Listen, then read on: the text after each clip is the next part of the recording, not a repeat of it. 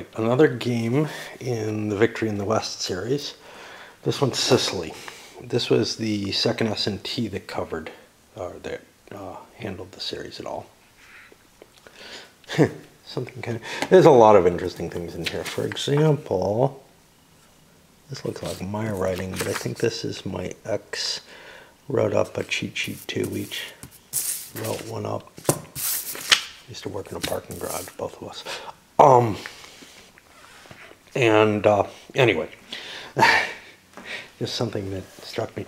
One of the things that immediately strikes you with this one, first of all, it's very different. To me, it was the crown jewel of the series out of the three that SPI put out, which is why I have some high hopes for Salerno. Unfortunately, my game of it got damaged. I think I'm going to do a full intro on this because the special rules for this one are significantly complex, actually. They're about 4 pages or so. But notice the use of color in the charts and everything. This is kind of, you know, the 3 different games that SPI put out, each one has a different flavor to it in terms of the appearance.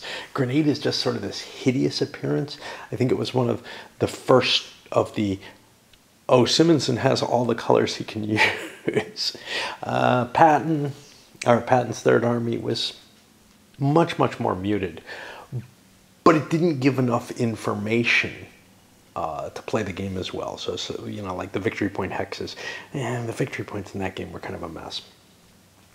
And we'll get to some other issues that were kind of a mess with my playthrough. But and then this one has almost a look like Star Trader does with these purples and greens and everything.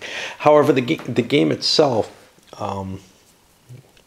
has a more muted tone, but still with that full color appearance.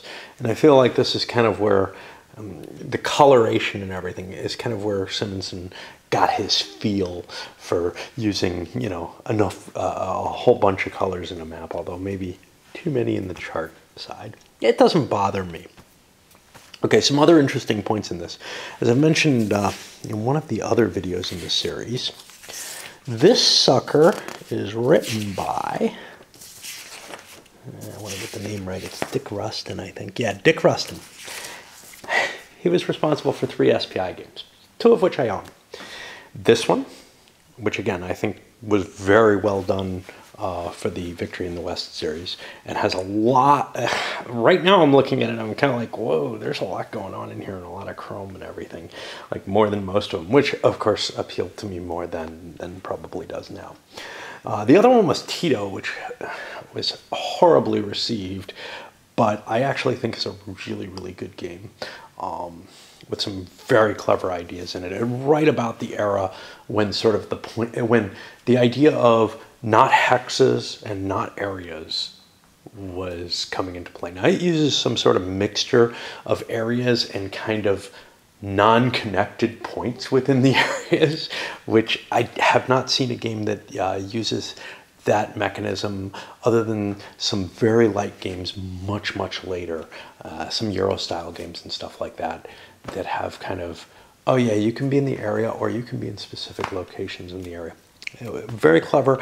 Again, it had a lot of special rules handling things like the Italian withdrawal and a lot of political rules and stuff going on. And then he also did I think a little Leningrad game, which I've never played, but gets pretty good reviews. So, and those are the only 3 games he has credit for on BGG at all, and all SPI era games. The Leningrad one, I believe, was reprinted by Decision Games. Okay, some corrections from, at least from Patton's Third Army. I may have gotten this right in Grenade because I do remember the role, but I kind of was going off on, geez, I can just mass my artillery and blast the shit out of stuff. No, you can't. The defender's only allowed 1 artillery in any fight, and the attacker's only allowed 2. For whatever reason, and I mean I looked it up because I knew the rule was really bugging me, I could not find that rule. All right. And that would have significantly, I think, impacted some of the play effect. So the game might have stayed a little closer together, because one of the things that happened was somewhere midway through the game, I clustered up all of my artillery for 20th Corps and just started pounding my way through. Still no word from YouTube. Like I said, I've got that video up on a file share, and people can grab it if they want. If they have any problem with that, let me know. I'll see what I can do, but I have no idea why. I mean, it's not like it was playing fine over on YouTube at 95% processed, which it sat at for about a day. And every time I load it up, it sits up there for a day or two at 95%, and then YouTube rejects it. And they never mark it as published, so nobody knows about it. The only place anybody saw it was through the link on BGG, which, of course, that particular video is gone. Okay. So this particular game, unfortunately for me, in my first or second playing of it, it's a longer game, and it doesn't look like it's terribly long, but it's got a lot going on. And it was one of the longer games I faced. They say about 10 hours for it, maybe. At that time, it was pretty long for me. And I had it set up, for whatever reason, down my basement, and the cat got at it, and then some of the counters molded. And so there's a lot of homemade counters in here mixed in with the regular ones. We'll deal with that. I think I've actually, I think I reproduced everything from a counter scan, because I've got all the counters, you know, I mean, I've got replacements for the strength point counters. I've got replacements here. That's something I'm not sure I would do now. I think I'd rather blow the $10 or whatever and get a clean copy. And once upon a time, I could have gotten one for $5. I just couldn't break down and pay that. I was broke at the time, and what the hell. Anyway, yeah, I mean, yeah, the money that I would pay now would be worth a lot less to me than the money was then. So, but I did put this together, probably off the old Web Grognard's materials, and then apparently played it a couple of times while I was in Buffalo, and I haven't played it since, which means, let's see, I mean, we're talking probably over 20 years ago was the last time I played it. Okay, let's start going into it. First of all, like I said, it's got more advanced rules, and that includes a more advanced sequence of play, which is why we have, that is the sequence of play, these sheets of paper. However, not all of it's always in hand. So let's take a look at what the sequence of play is like. It opens up with a weather phase. Yeah, that's pretty common. Then it goes to a bookkeeping phase, where the allied player counts up his airfields, and that's going to affect how many air points he has. He then determines how many tactical points he has at certain points in the game. Now, tactical points are reflected by these little markers there.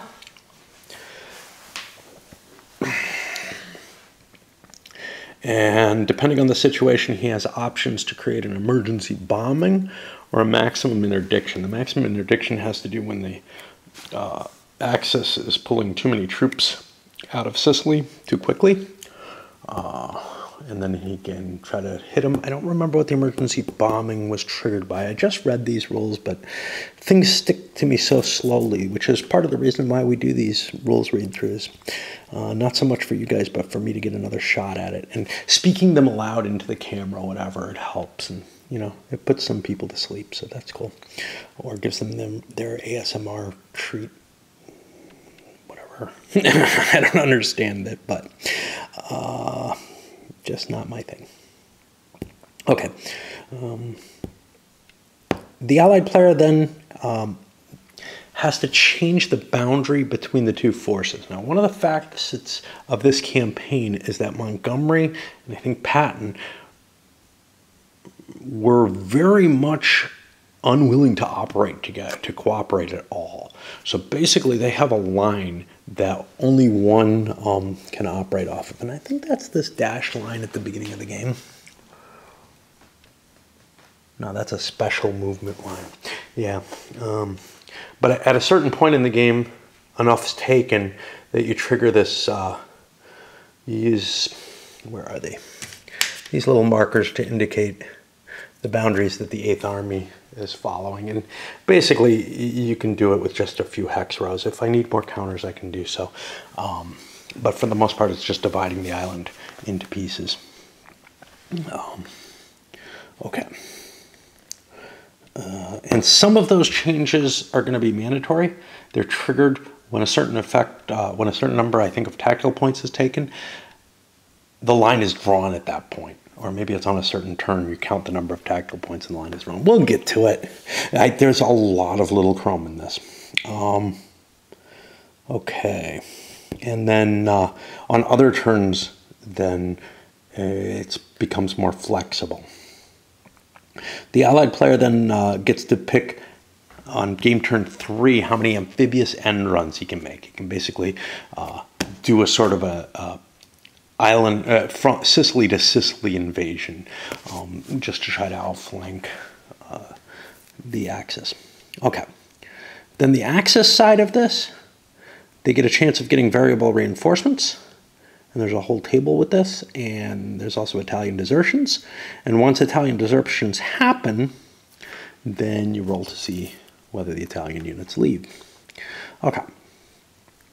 The regular player turn, we're going to have support points like we did in Patton's Third Army, but they're different here. They're allocated differently and they affect both sides. There's airborne operations, which happens at the beginning of the movement side of things. There's amphibious operations, which includes the end runs, but it also includes the second wave of invasions.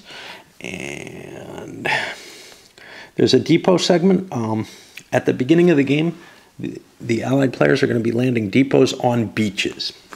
After they do so, once they take, I believe it's a major city. No, once they take a port of any kind, and it could be a major city or a major port, they end up being able to transfer the depot there, and they get more support points and reinforcements become easier operating through that. They're not just operating out of a beachhead at that point. Then we go to a tactical and strategic movement, which is standard, the combat phase. And then we go to the Axis turn, which is essentially the same, except they're not going to be doing any airborne or naval, I don't believe. Okay, now, on the invasion game turns, which is the first turn of the game in the game I'm going to be playing. I'm going to be playing the historical scenario, but there is the opportunity to configure this and play around with it, including invasions coming to the north of the island, which would be much, much easier to get to Messina, except there are other threats there. On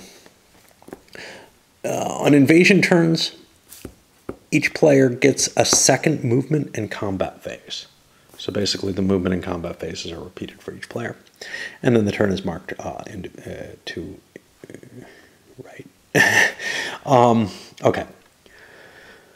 In the historical games, there's some special rules. No bookkeeping or supply in the first turn. Movement allowances will be halved in each movement phase. Remember, there's 2 movement phases. The amount of time of each turn is the same. It just allows for more to happen because you move half and then you combat, and then you move half and you combat again. And there's a special second stage in which the second movement is happening. In the variable campaign game, somebody has to land on turn 1, but both of the Allied forces do not have to land on the same turn. So you can kind of try to leave the Axis guessing whether you're going to land, or you could land them both at once. You know, whatever happened, whatever works for better.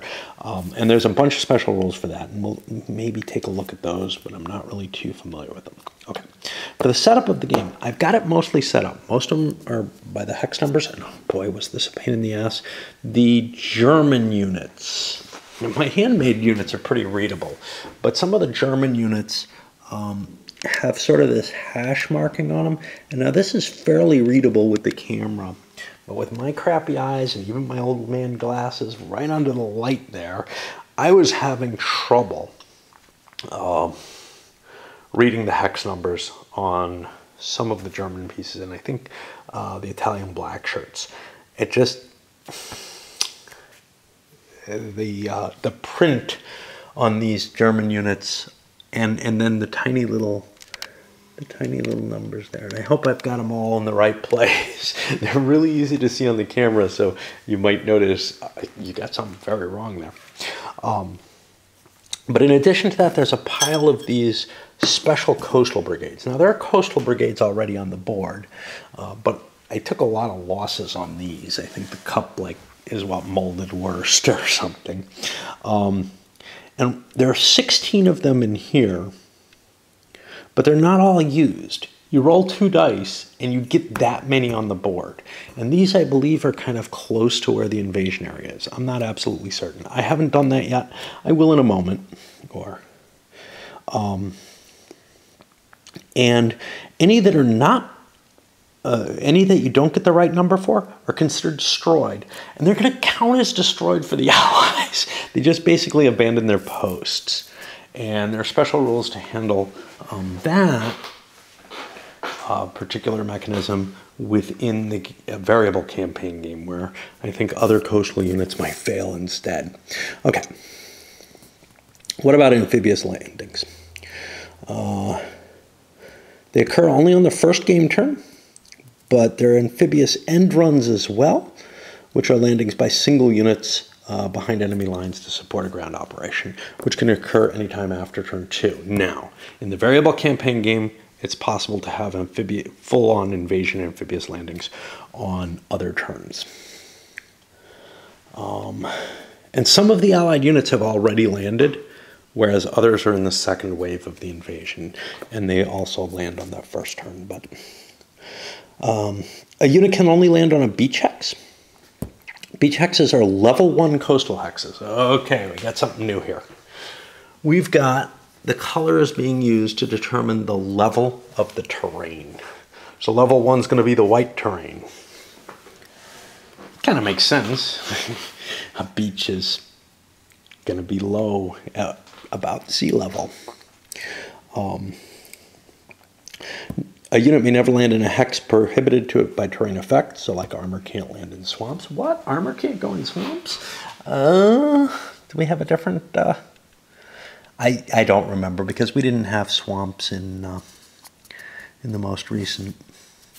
But swamps are not allowed. You know, I think they're not allowed for armor in Grenade either, because that's one of the reasons to flash flood. Okay. Okay, the unit can be placed directly in a non-enemy occupied landing hex. The unit pays its movement point cost to enter that hex, and then can continue moving using tactical movement rules. It will not be allowed to use strategic movement on the turn that it makes the amphibious landing. If the landing hex is enemy occupied, all amphibious units which were to have landed in that hex are placed in the same adjacent sea hex. So, I don't have any on the board right now, but let's say I was landing here. Well, no, that's not a good example. Let's find one that is. Let's say I was landing here. I would go out to sea here to notionally indicate where I was going to be landing. During the combat phase, the units may attack only the landing hex. Other eligible friendly units may join in the attack, and the landing hex may only be entered as a result of advance after combat. If you cannot advance after combat, you are eliminated. At the instant that the invading unit is placed on a beach or sea hex, the allied player rolls a die and consults the disruption modifier chart. I haven't looked at any of these. Based on the weather and which coast you're on, you get a number. Boop, boop, boop, boop. If you roll a modified 7 or more, the unit will be disrupted, which means it can't move after it lands, and that's about it for the rest of the game turn. Those counters should be marked, by rotating them or whatever to indicate they're disrupted. All right, amphibious invasion. All Allied non-airborne units with set-up hexes on their counter must conduct an amphibious invasion into those hexes on the first amphibious segment of the game. That's the counters that are already set up. Part of why I haven't done the setup yet. They land according to the procedure listed here. This is just the hexes they're landing in. Okay. All Allied units with invasion areas on their counters that are deployed in the second wave boxes, these guys out at sea here, and not all of them have units for them, may conduct invasions on the second amphibious segment of the game turn 1 using the same procedures. Exception 21.2. Jesus. The depots have their own special rules. All right. We'll get to them later. I can live with that. They can land in any hex indicated by the box they occupy. And it's a span, so the armored reserve can go anywhere back here.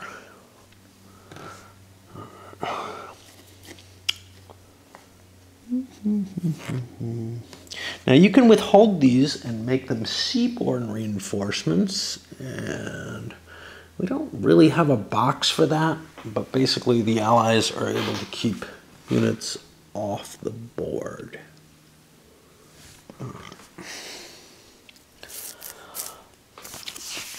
Amphibious, to use as reinforcements. Amphibious end runs.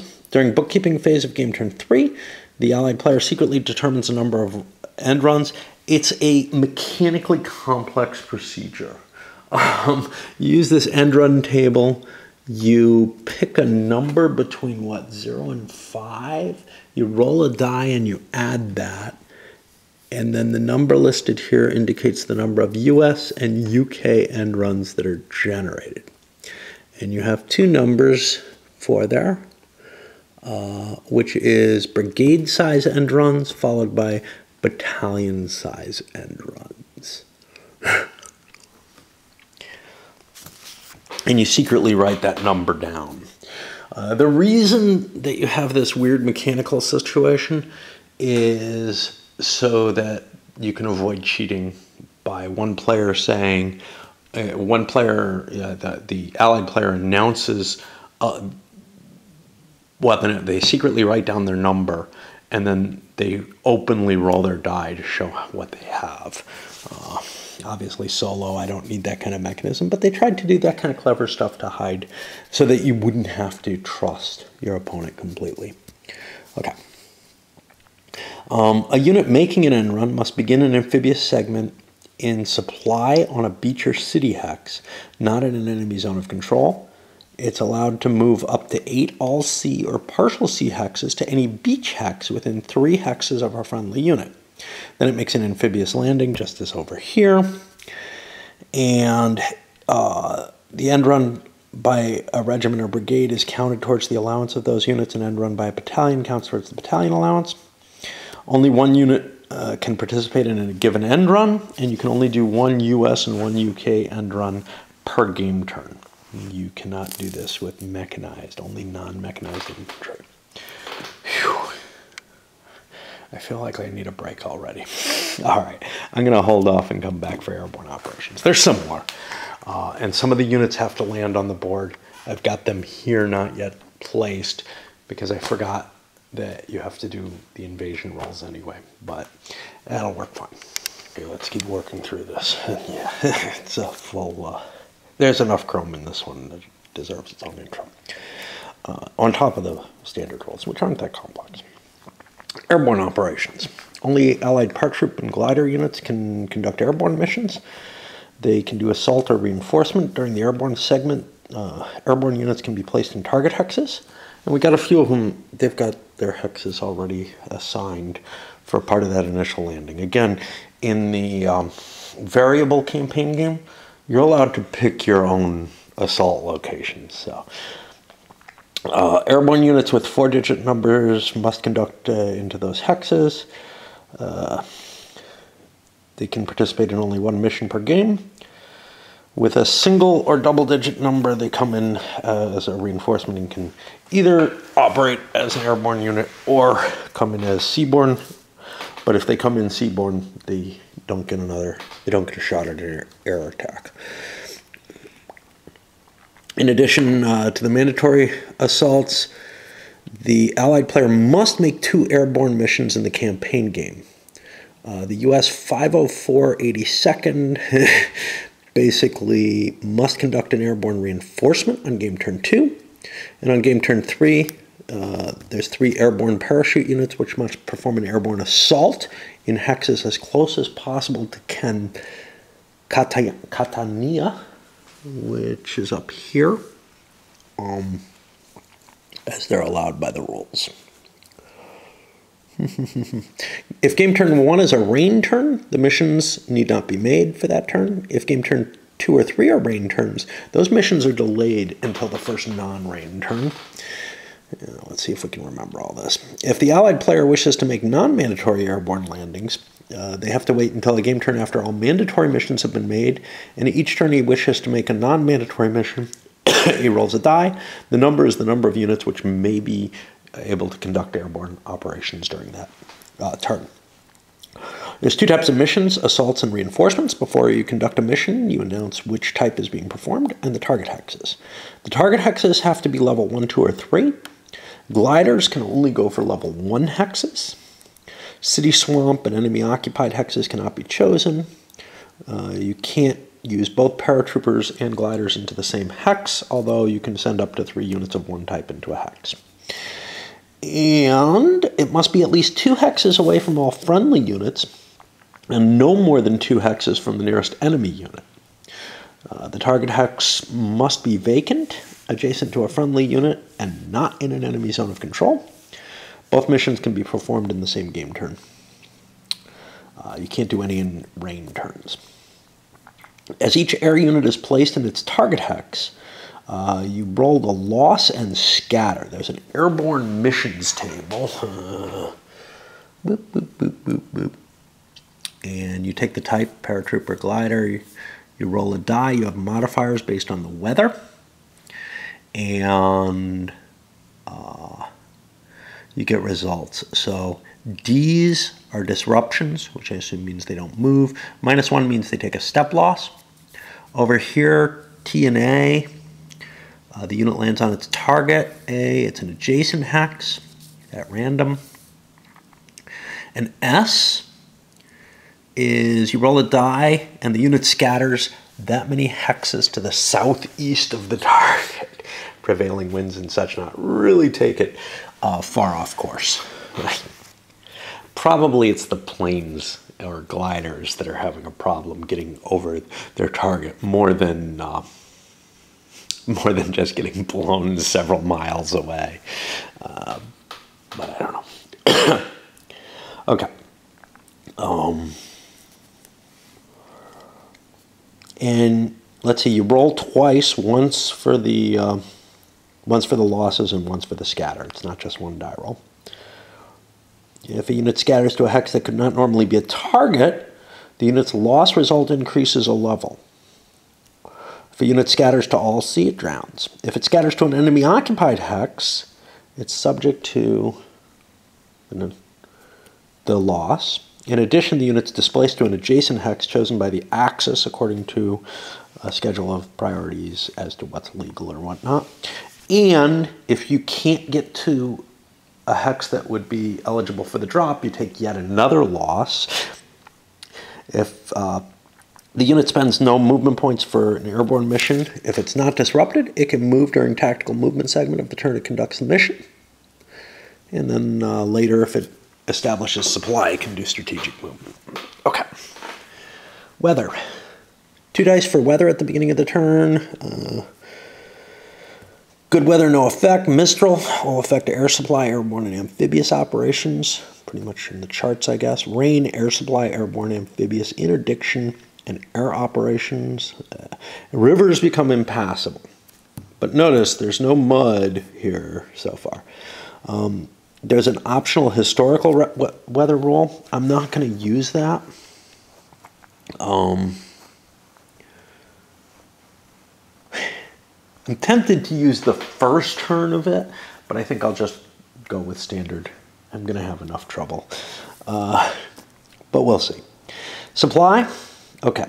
Supply is modified in this game. There's no map edges in Sicily that you can use to supply. It's a fucking island. The Axis draws their supply from Messina, Enna, and Palermo. Once Enna and Palermo are captured, they can't be used for supply, even if they're recaptured. Allied supply are going to be these depot counters. For a unit in level, okay. For a unit in a level 4, 5, or 6 hex to be in supply, it must be in or adjacent to a supply source or a road hex. And the road is then connected back to the supply by normal rules for the system. A unit can be in supply 2 hexes from a supply source or a road. If the unit's hex and the intervening hex are no higher than level 3 terrain. Okay. A unit may be in supply 3 hexes from a supply source or road if the hexes are all level 1 terrain that are involved in it until you get to the road. And you can trace through swamp hexes. I don't know why they mentioned that in particular. 25.15. They're level 1 terrain. A unit is out of supply if it can trace a supply source from a supply source or road hex to its hex, but it's too long. This is standard. Or the road from which the supply line is traced is not connected by a series of road hexes to a friendly supply source. And isolated is like before. However, if all your friendly supply sources have been captured, you can no longer draw supply. Mountain units and units that are equipped with pack transport. We'll get some interesting rules there, but may trace supply lines 1 hex longer than they normally would be able to. Isolated tank, mechanized infantry, and reconnaissance units are reduced in movement allowance to 6 instead of 3. Yeah, I never had to deal with that.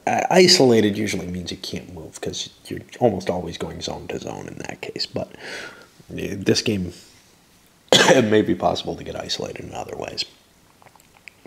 Just because you can't trace very far to the roads, so does that matter? I don't know what happens if you can trace further to a road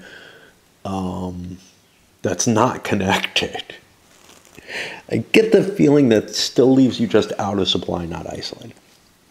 Okay, depots. The allied player has 6 depot counters, has 4 depot counters, 2 for each of their nationalities, and you can only trace to your own nationality. They're initially deployed in the second wave boxes. The allied player can land them according to amphibious landing. They can be landed in beach hexes containing roads. They may not land in a port, swamp, or city. They may only land in a hex in an enemy zone of control if the hex is occupied by a friendly unit. They're never subject to disruption. They're not combat units. They don't count for stacking. They don't have a zone, nothing like that. If they're attacked while alone in a hex, they defend with a strength of 1.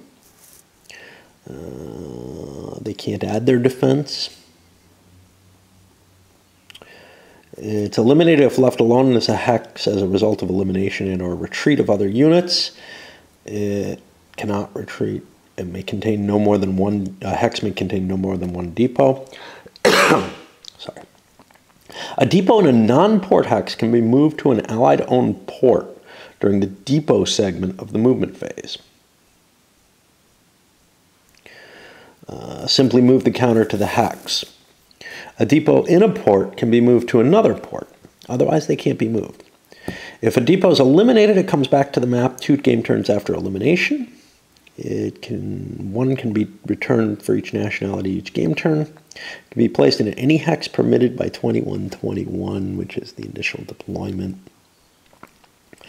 Provided the hex is occupied by a friendly combat unit and is not within 3 of an enemy unit, it must be placed on the appropriate side of the 8th Army boundary, which we haven't gotten to Air and sea supply. During the supply phase of a player turn, you can attempt to supply 1 unit by air. The allied player can supply 1 unit by sea as well. Only the US can be supplied by air or sea by the Allies. Only Luftwaffe units. And yeah, so we got special types here. So the German Luftwaffe, I think, is the blue. No, that's Kriegsmarine. The Luftwaffe is this blue. God. Oh.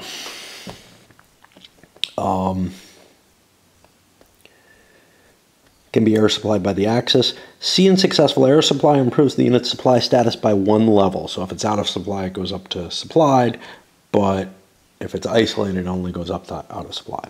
If a unit is supplied by air in an enemy zone of control, it's only successfully supplied on a 1 through 3. If it's not in an enemy zone of control, it's successfully supplied on a 1 through 5. You can only make 1 attempt. If the Axis rolls a 6 ever on an air supply attempt, they have lost their air supply capability. To be supplied by sea, the unit must be in a coastal hex no more than 20 all-sea or partial sea hexes from a U.S. depot. Air supply can be attempted in good weather. Sea supply may be made in any weather.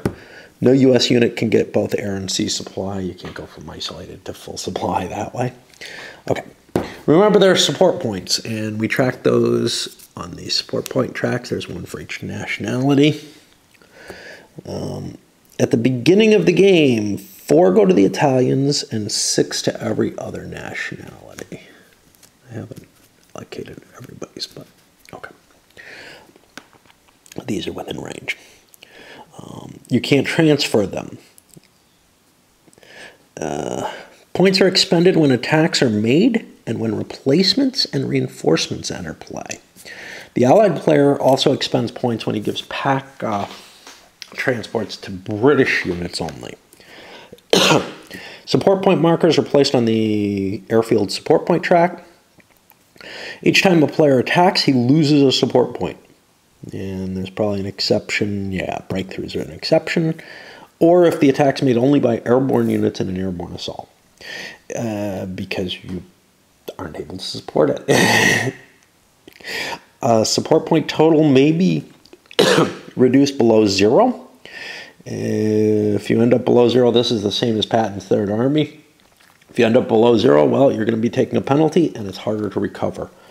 If the depot is eliminated, half of any positive support points are lost by that depot's nationality. If they already have one depot off the map and lose the other one, their all remaining points are lost. I guess they don't go further negative, though. If Palermo, I don't think, yeah, only positive. If Palermo or Enna is captured, the German and Italians each lose 1 support point each. The first time they lose it. If Messina is captured, all positive Axis support points are immediately lost, and they can lose this any number of times in the game. Okay. If you go down to 0 support or less, all supplied units become out of supply. All out of supply units become isolated. Artillery can't provide column shifts for combat. There's no divisional integrity bonuses.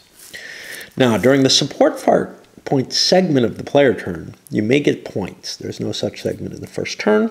Each depot on the map generates 1 point on a beach, 2 in a minor port, and 5 in a major port. During the support segment, the Axis looks at the airfield chart to see how many airfields have been captured. He reads across and gets to a column, rolls a die, takes modifiers, let's see. And gets a number of support points. So you can see it's a die plus 2 support points, for example. So if the U.S. only has 0 to 4, what's that asterisk mean?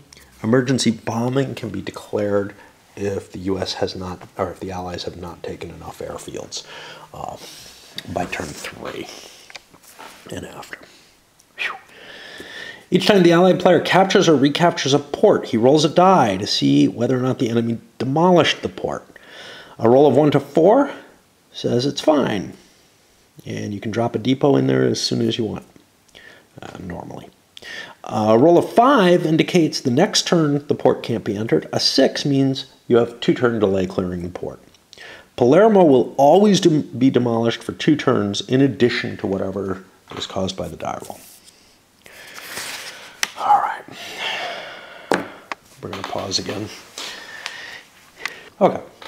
Air operations. Airfields are captured if the Allies were the last to move through the airfield and there's no supplied access units adjacent to it. And the Allied player will count up how many they captured. There's no markers for indicating which ones have been captured. I can use little things for that. But there is somewhere, I don't know where it's gotten to. There it is. A marker for how many airfields have been taken. I don't know what this little guy is. This was something that showed up in another used game. This actually wasn't used in a used game of mine. I think maybe Vietnam or Korean War. Probably Vietnam. I had a bunch of counters that didn't make any sense for that game that were handmade. But anyway, that's whatever the hell that is. Only the Allies get air points, and I think I'm using that to keep track of the number of air points. In previous games in this series, I've been using a die for it, but for whatever reason that got attached. Artillery units cannot provide, no. Using an air point does not automatically result in a column shift in this game. When the Allied player allocates a point, he refers to the appropriate line and column under the die roll needed when on the airfield chart.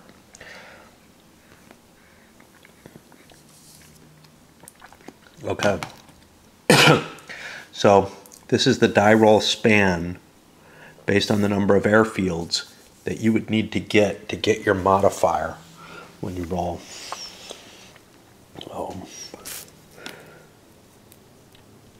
Allied air points can be used by either of the Allied nationalities. They can't attack together, so don't worry.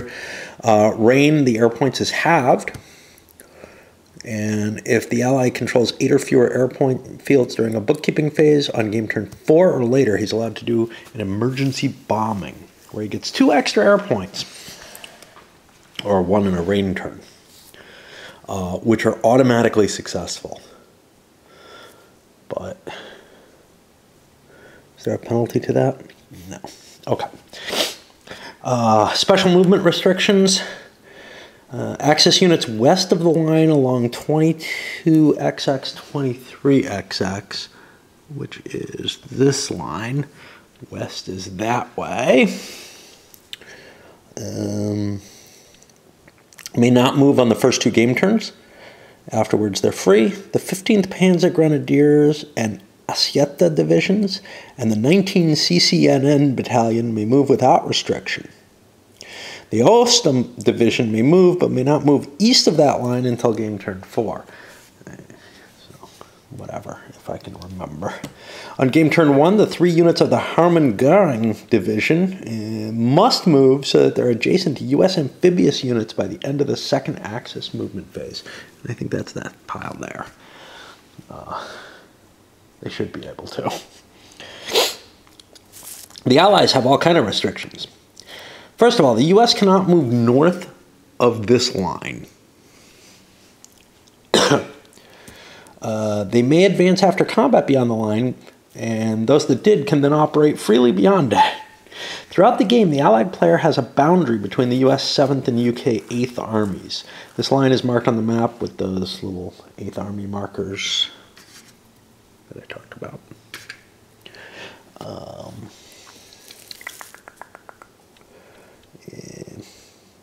UK units can move into the hexes that are part of that line.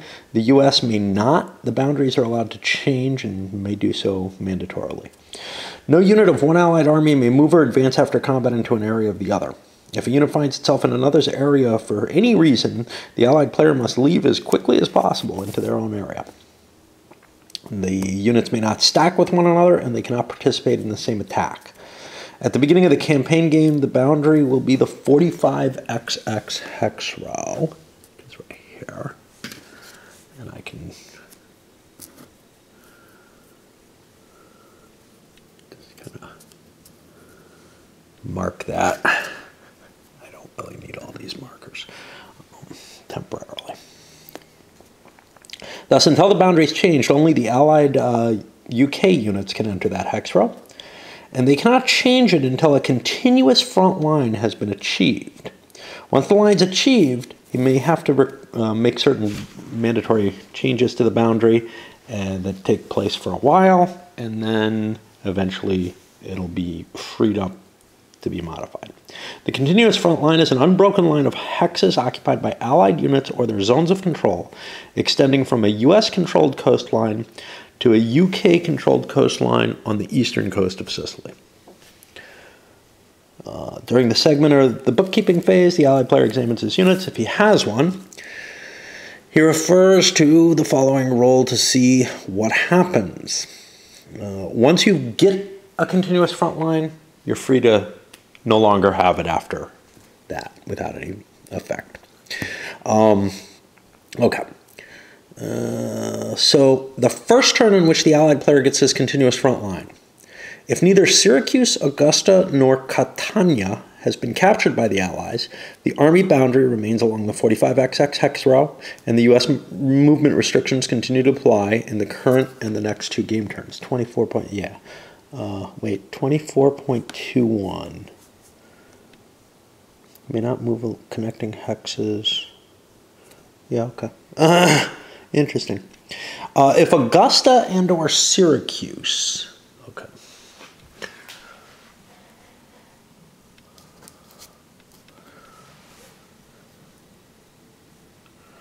I'm not sure where they are. Is this Syracuse? Yeah, okay. And where's Augusta? Probably tells me.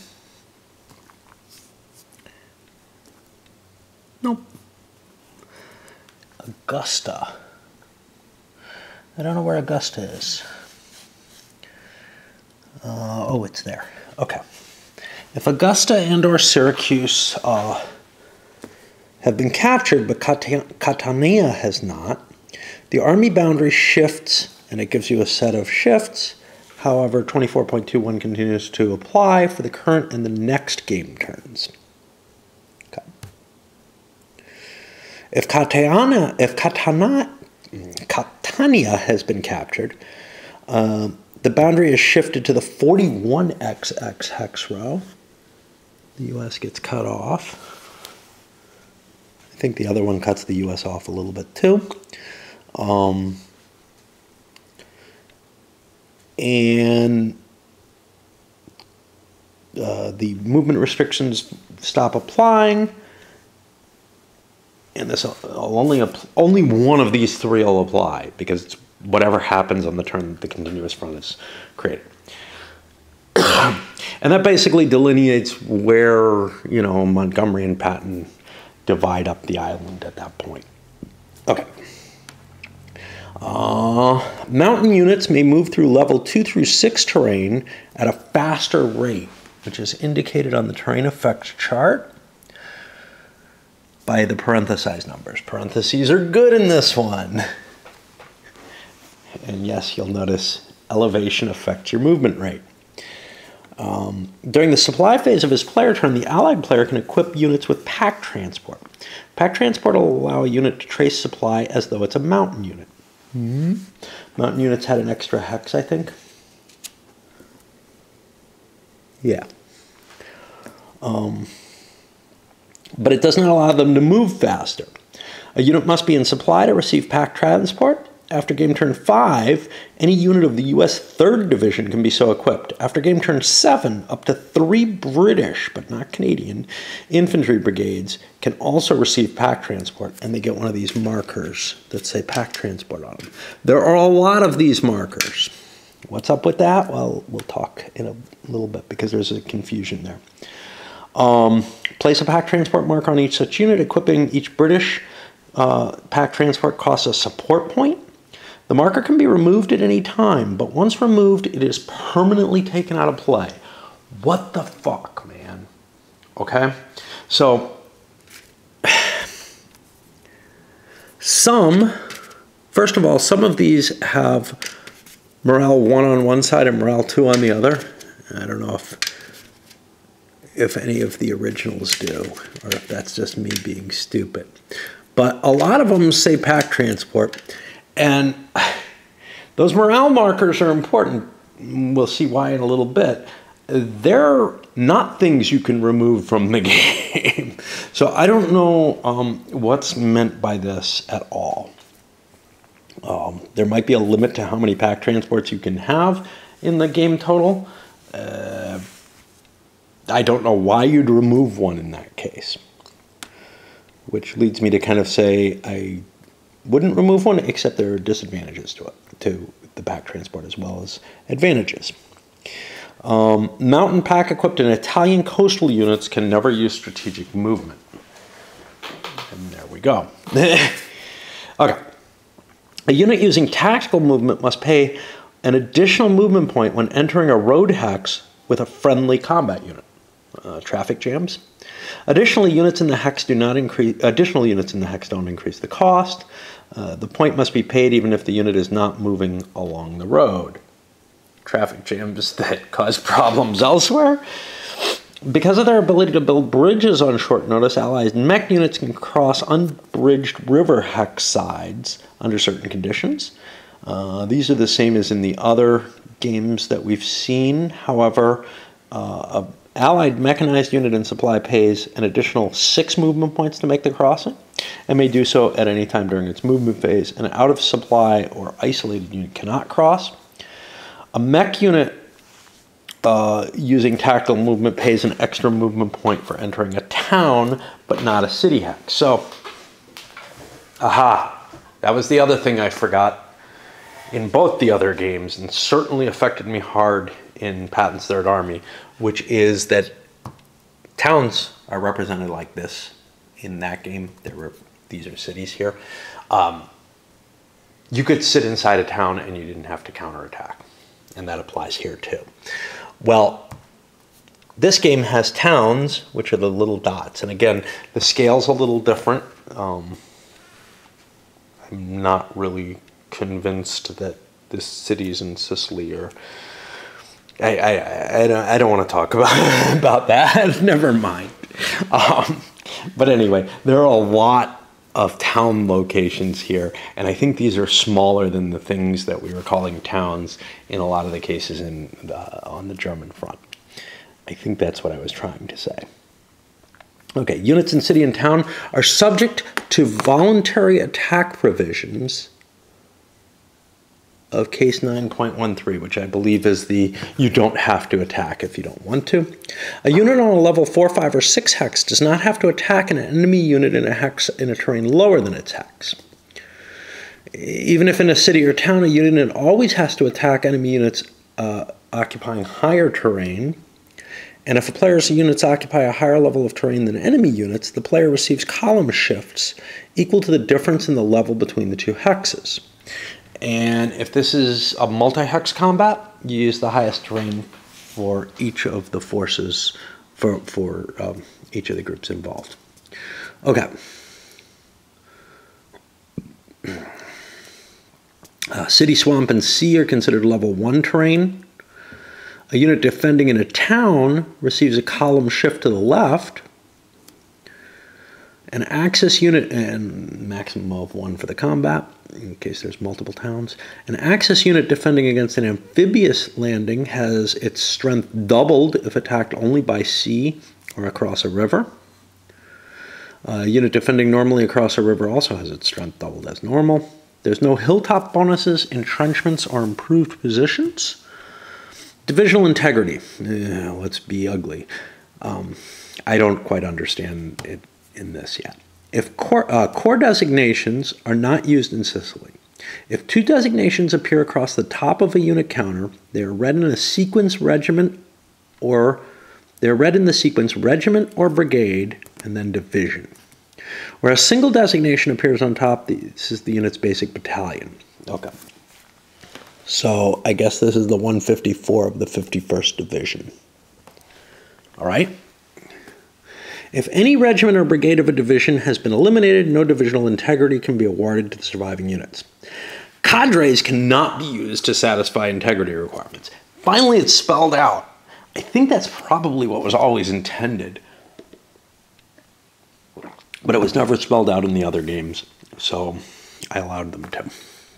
But that makes units really hard to get the divisional integrity bonus, actually, because they start to get beat up. The U.S. 2nd Armored and several Axis, have only 2 component regiments or brigades. They're eligible for divisional integrity bonuses. The German 1st Fallschirmer Division has 3 units, but one of them is an optional unit that you may not get, and it won't get its divisional integrity unless it has that on the board and otherwise matches. Axis artillery units can provide support to either a nationality. Allied artillery can only support their own nationality. One allied unit of either nationality can provide support if the US and UK are defending in a multi-hex combat. And this is the rule that led me to say, oh wow, I bet I kind of remember the 2 artillery on attack, 1 on defense rule that I forgot during all of Patton's Third Army. If the Axis player has 2 off-map artillery units on the Italian mainland, they can support combats on hex rows 59 and 61, which are kind of like way back here or something. For supply points, one is considered, or support points, one is considered Italian, the other German. In addition, any Axis artillery unit evacuated to the mainland may give such support bonuses beginning with the game turn after their evacuation. Eliminated off-map artillery do count for victory points, however. The Allied player receives a certain number of naval gunpowder points each game turn. These can be expended 1 per combat and automatically result in a combat shift with some sort of exception. These may only be used in combats involving units defending in a coastal hex or within 2 hexes of a sea or partial sea hex. NGS are only allotted to specific nationalities and are subject to 25.31. Okay, we were just there. The nationality limitations. Okay, the Allied player gets 3 U.S. naval gunfire on turns 1 through 5, and an additional point each turn a U.S. depot occupies a major port free of demolitions. I guess for the rest of the game, I don't know. The Allied player receives 1 UK for game turn 1. It automatically produces a column shift. It gets 1 UK point each turn thereafter, but must use it successfully only on a die roll of 1. He may use it only once per game turn. Some battalions in Sicily have 2 steps. When those units take a 1-step loss, you flip them over. No unit can ever retreat or advance into terrain impassable to it. Okay, there's an optional rule in this game to pick new chits every time. Boy, that kind of spoils the whole variable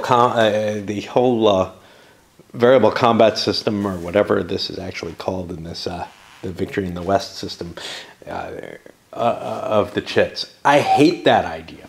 I understand why they're saying it, but it doesn't make sense over the course of... So the turns are 2 days instead of 1 day each.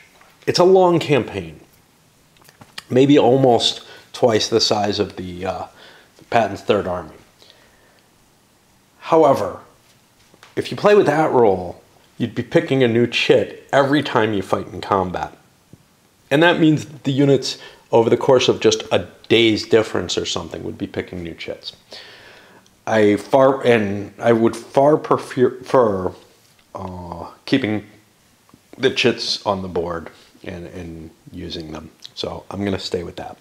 All right, we're going to pause again because we're getting shot here. We're getting there. Evacuation. Allied units can be evacuated from their depots, and also Axis units can be evacuated from 4 hexes, basically over here. And these are permanently removed from play without counting against victory conditions. They count in favor in some cases. Up to 6 Allied units can be evacuated per depot hex per friendly movement phase. The Axis units is printed on the hex on the game map. You have like 22220240. I think that's based on size, but maybe type, maybe nation. The number to the left, yeah, it's nation. The number to the left is the number of Italians. The number to the right is German units. A unit can be evacuated on the same turn that it arrives in an evacuation hex if it arrives with at least a fourth of its movement allowance remaining. Okay, if at least 10 Axis units are evacuated on prior turns, the Allied player on non-rain turns can declare maximum interdiction. If they do so, the Axis rolls a die for each unit attempting to evacuate, and he looks at the maximum interdiction table. Compares it to the off-map artillery units, and I think there's 2 for free, although presumably they can be destroyed. And you get a result. E is a successful evacuation. X is the unit fails. -1 is a step loss. And you combine them. Pipe's not staying lit. 1 is subtracted for each undestroyed off-map Axis artillery unit. Oh, wait a minute.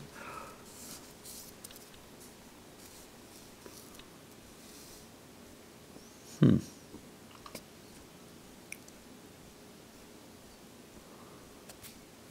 don't know why anti-artillery. What's up there? Okay, what is this here? The die roll is mine. 1 is subtracted for each undestroyed off-map Axis artillery unit, including any evacuated ones on previous turns.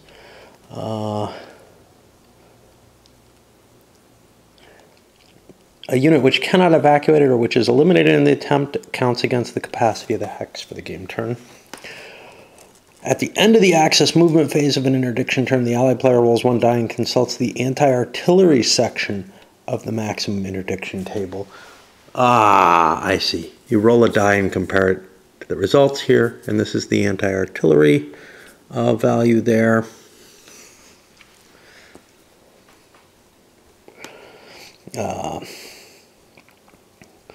Cross-referencing the roll with the number of off-map Axis artillery units, the result will show the number of victory points that he loses for doing the maximum interdiction.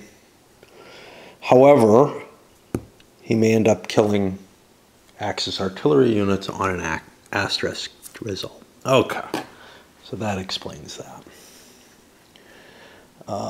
This is only on a turn-by-turn basis. The Allies does not have to do it, but they can. Reinforcements and replacements.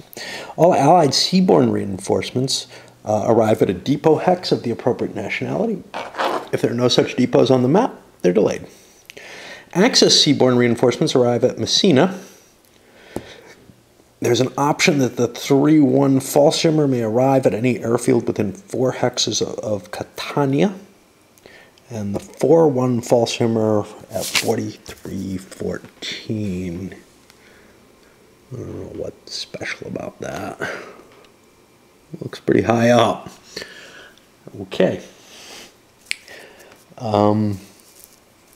I guess. Seaborne reinforcements may not arrive in a hex in an enemy zone of control unless the hex is occupied by a friendly combat unit. As the unit enters the map, it pays the train cost for the entry hex. Reinforcements can be delayed. Some of the Allied reinforcements say optional. If you take these, you take a victory point penalty for each unit that you take, and it's like 5 points per unit. The British Army used combat infantry battalions to unload supply on beaches. As soon as a UK depot occupies a major port free of demolition, they get 5 UK units marked port, which I have over here. And those come in 1 per game turn, beginning the turn after the demolition has been removed. Tactical points and variable and Axis variable reinforcements. If the Axis player can limit the Allied gains, he might get more reinforcements. A well-prosecuted Allied campaign will cause Mussolini to fall, and the Italian troops will desert. Again, another rule from Tito. This is the big one that reminds me of it. Numbers are printed next to the names of some cities and towns on the map. These are the tactical numbers. Here's an example. During the bookkeeping segment of Game Turn 3, the players total the tactical points for all cities and towns captured by the Allies. The numbers of a die roll, the number of captured airfields is added to this. The axis then refers to the variable reinforcement table. You can see there's a whole shitload of stuff going on here. You total the points, you roll 2 dice, and you get a set of letters. On a K, the Germans get nothing. Otherwise, they get whatever letters are listed from this pile of reinforcements. And basically, they could get just about everything, but they will never get everything. Okay. Some of the letters are M or MX. This indicates Mussolini's gone. Okay, if the letters are A through J, the Axis gets those reinforcements. All of these are marked variable, and the Axis will lose victory points by getting these if he brings them into play. If the result is a K, no variables come in. If it's an M, no variables are received, and the Italian desertion takes place on the next game turn. On an MX, no reinforcements of any kind are received for the rest of the game, and the Italian desertion immediately takes effect. If the result's anything other than M or MX, you can do it on every game turn divisible by 3, so you could start collecting up... no, you do it on every game turn divisible by 3. Until I think you get an M... on future turns, results other than M or MX are ignored. So eventually Mussolini falls, I guess. No variable reinforcements may enter until game turn 5. No more than 3 such can enter per game turn. Once the Italian desertion takes effect, the Axis rolls for each Italian unit in the game turn during the bookkeeping phase. An Italian unit suffers a step loss if the roll for the unit is 6 or more. And they get bonuses for high morale being near with German units. Being a battalion with a combat strength of 2, most of them have 1s. If you're adjacent to Allied units that are not isolated, if you're out of supply, or if you're isolated, you have penalties on you. If an untried brigade or regiment suffers a step loss, it may have to take a random chit at that point. I gotta take a little pause here, because I think my wife wants dinner. The replacement points are listed up here on the track, like German 1 infantry. The UK here indicates that there's UK reinforcements, but the G colon is like 1 infantry replacement point. This is something else we haven't seen. You can save these up, and you can spend them during your supply phase. No more than 1 point per friendly nationality can be spent per game turn. You get armor and infantry replacement points. An armor one allows you to flip a reduced tank or recon battalion to its full strength size, or restore a full strength or mechanized infantry regiment or brigade that took a step loss. You can't fix cadres. Or stupid, but that's different. By spending infantry points, you can restore a non-mechanized infantry regiment with a 1-step loss to a full regiment. And you can't restore eliminated. An infantry regiment or brigade returns to full strength upon receiving the replacement point, but its morale rating will be reduced by 1. And that's what you use these morale markers for. Now, the unit will either then have, well, it'll have no strength chit, it'll just have its morale chit then. And it'll get a strength chit with the appropriate reduced morale after that at full force. Is this worthwhile? Yeah, that's a good question, because a morale drop is quite a major amount of points, and sometimes you may end up with a weaker unit that way. If you have a morale rating of 1, you can never get replacement points because you can't go to a 0. However, Axis units, they put this in this little note, are not affected Their morale is not reduced by taking replacement points. Italians, units in enemy zone of control, out of supply, and isolated units cannot get replacement points. And you can't get one in a turn in which you got RC supply. Each time you spend a replacement point, you lose a support point, too. Okay, victory conditions.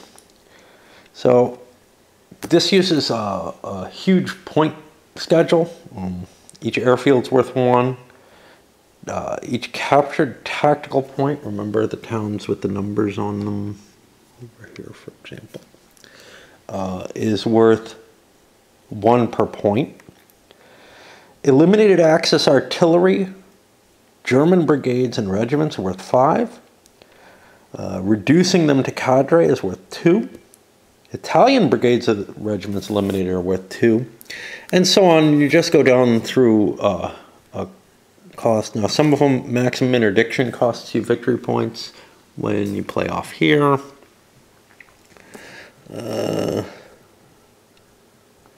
If the game ends early, which happens kind of when Messina falls, there's more victory points generated.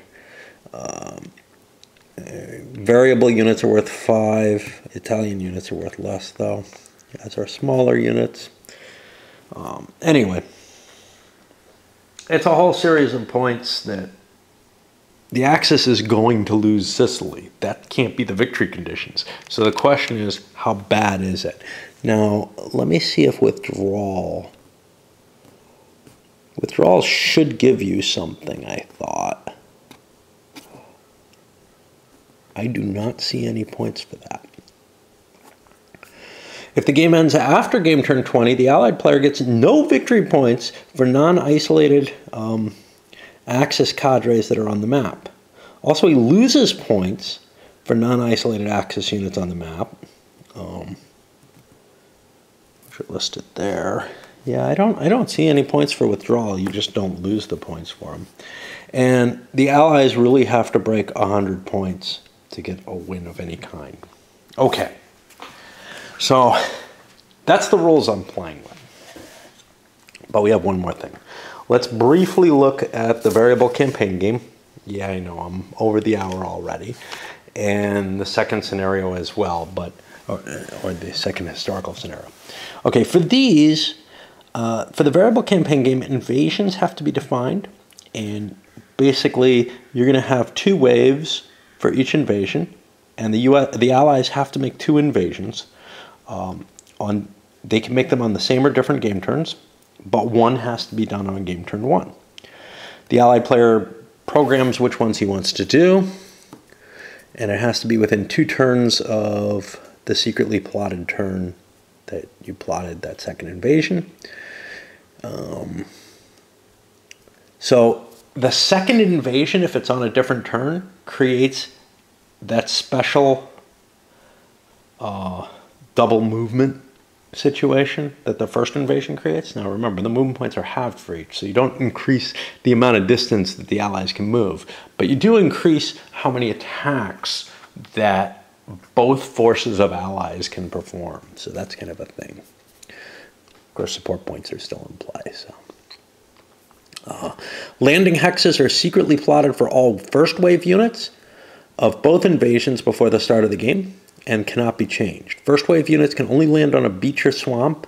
No more than 2 first wave units can land in the same hex, and there's no limit to the location of the eligible hexes plotted for an invasion. They can be as far apart as the Allied player wants.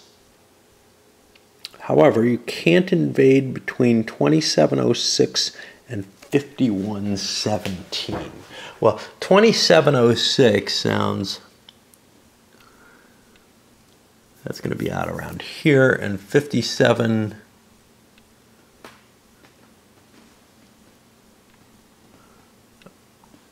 Oh, what?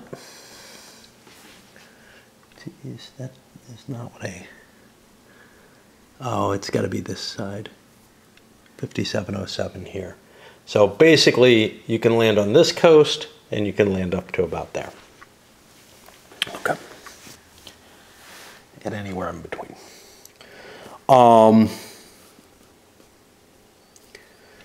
At the beginning of the game, the Allied player sets aside a separate reinforcement pool of any size he wishes for each invasion. Once a unit is assigned to a pool, it can't be shifted to the other. No reinforcements for a given invasion may arrive until 2 turns after the invasion takes place. Thereafter, the reinforcements can be taken from a pool every 3rd game turn. No more than 6 units may arrive as reinforcements per invasion per eligible game turn. All the airborne missions are optional. In addition to amphibious landing units, up to 9 airborne battalions may make airborne assaults on game turn 1. Thereafter, they can be taken from reinforcement pools of any type of mission for any game turn.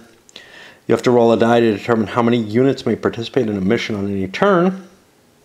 Airborne units do not count against reinforcement limits. You can target as per the normal rules. Beginning of a game turn of his choice, the Allied player gets 3 naval gunfire points. Flower points on each of 5 consecutive turns instead of the normal turns 1 through 5. And the UK, each game turn that there are UK units in an invasion, he gets that special UK naval support. So if you make mixed invasions with both UK and US units in it, you can actually get an extra UK gunpowder point. Okay. Well, after the invasion has been plotted, but before the plots are revealed, the Axis sets up all the units that have a 4-digit setup code, and he can deploy them anywhere on Sicily. Coastal units will have a special setup. They must be set up on their historical hexes.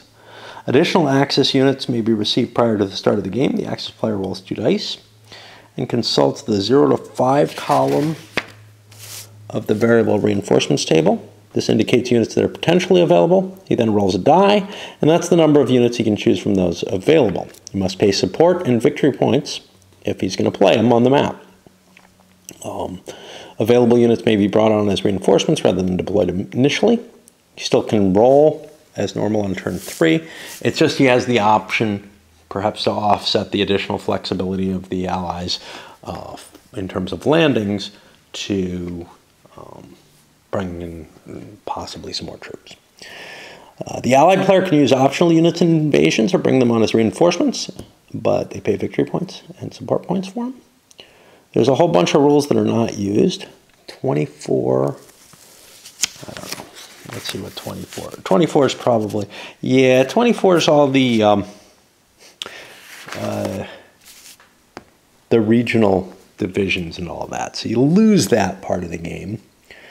US and UK can be in the same invasion, but they do have boundaries, so I don't think it's all of it. 24-1, 24-2-1, 24-2-8. I don't know what they are, but some of the restrictions are relaxed. If the Allied player conducts an invasion in a northern coastal hex, remember they can't go over here, but they can be up there. The Axis gets half an anti-shipping point, or a quarter of a point in rain turns, for each of the following airfields not captured by the Allied player. And there's a list of them. These points represent off-map aircraft that could bomb invasion shipping in the absence of Allied fighter cover from the captured fields. They will be received each turn during the bookkeeping phase following the invasion, and the Axis player rolls a die and consults the maximum interdiction table. And then we'll lose anti-shipping points with that. But they also generate victory points from it. And then there's a short U.S. landing scenario, which goes from turns 1 through 4 and only handles the U.S. invasion zone that's historical. Whew. Okay, well, that was a lot more painful than I expected, given that I had the standard rules down. This is a really Chrome-heavy scenario. And, you know, like I said, I'm going to play the historical, and